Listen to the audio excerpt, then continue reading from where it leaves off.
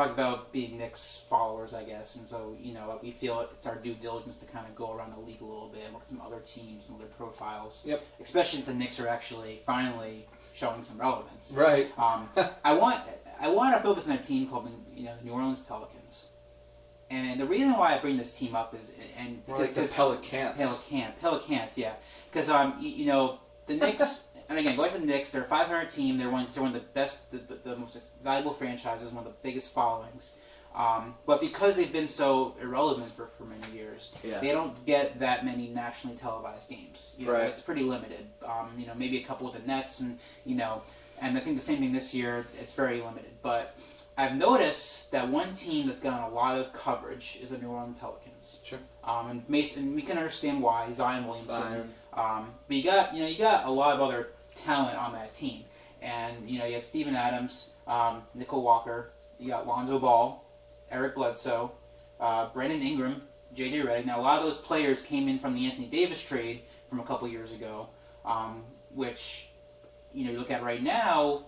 The Anthony Davis trade is making sense for the Lakers. They won a championship with Davis and LeBron. They're still a favorite this year. But these are still pretty valuable assets that New Orleans got in return. Yep. And again, Zion's in the second year. He didn't play a lot last year, so there's obviously some development that comes with a star player like that. Sure. But New Orleans has this pattern, I would say, of getting these big name talents. Yep. And not doing anything with them to the point that they decide they're going to jump ship. Yep. And I bring up Chris Paul and Anthony Davis. Remember Chris Paul from, he was drafted by New Orleans, and spent, I believe, 7 years with New Orleans. They won one division title with him and one playoff series. Yeah. And then with Anthony Davis, same thing.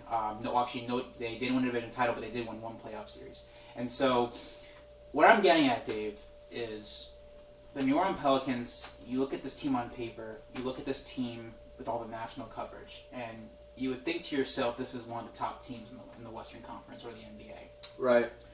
And I was watching the Pelicans Trailblazers game earlier this week, and I was thinking, New Orleans must be good, and I kind of wasn't paying attention to the standings. And I look, and New Orleans is sitting 12th in the West. They're actually 13th in the West right now with a 17-24 record.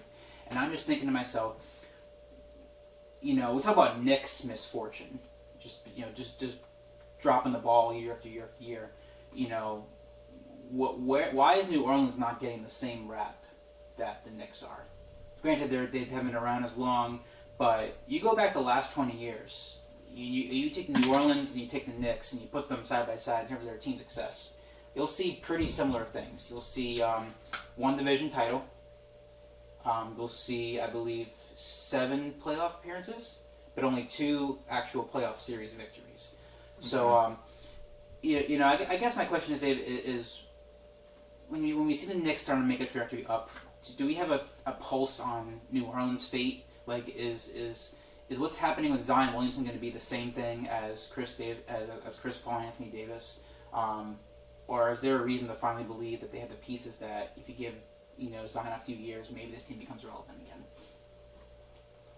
I mean, with any star player like that, you definitely want to have players around, to complement in case of an off night, in case of an injury. Mm-hmm. But,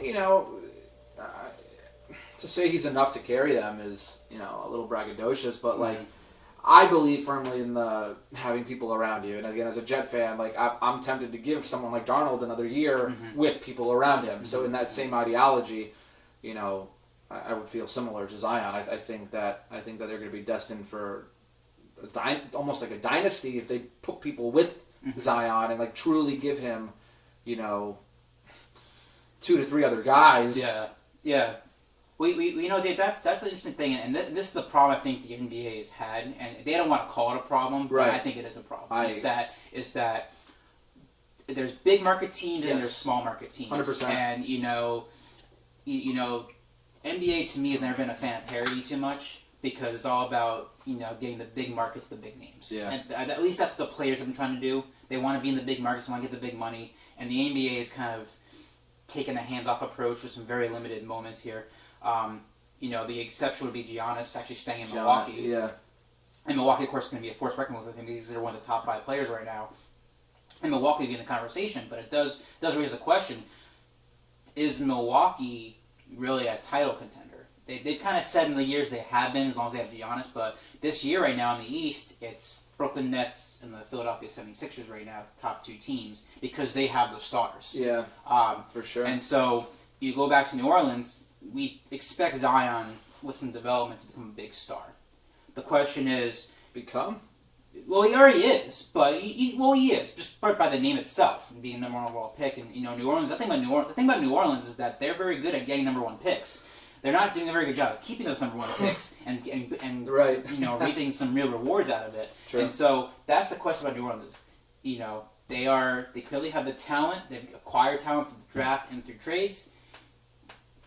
I understand that Zion's young, but to be sitting 13th in the West right now, I think you expect a little more. And again, with the coverage they're getting, is it safe to say they're underperforming right now? Yes. Yeah. And I would agree. Yeah. And so, we'll have to keep an eye on New Orleans. Again, I'm not by any means a New Orleans Pelicans fan, but I do want to give these teams their due diligence to kind of assess them. Sure. And, if Knicks are going to get constantly stomped on for being a horrible run franchise, I think it's time you look at some of the other teams and go, well, yeah, the Knicks are bad, and part of it's because they've been around for so long, but let's not act like they're the only horribly run franchise in the NBA. Yep. This one, to me, is kind of right there.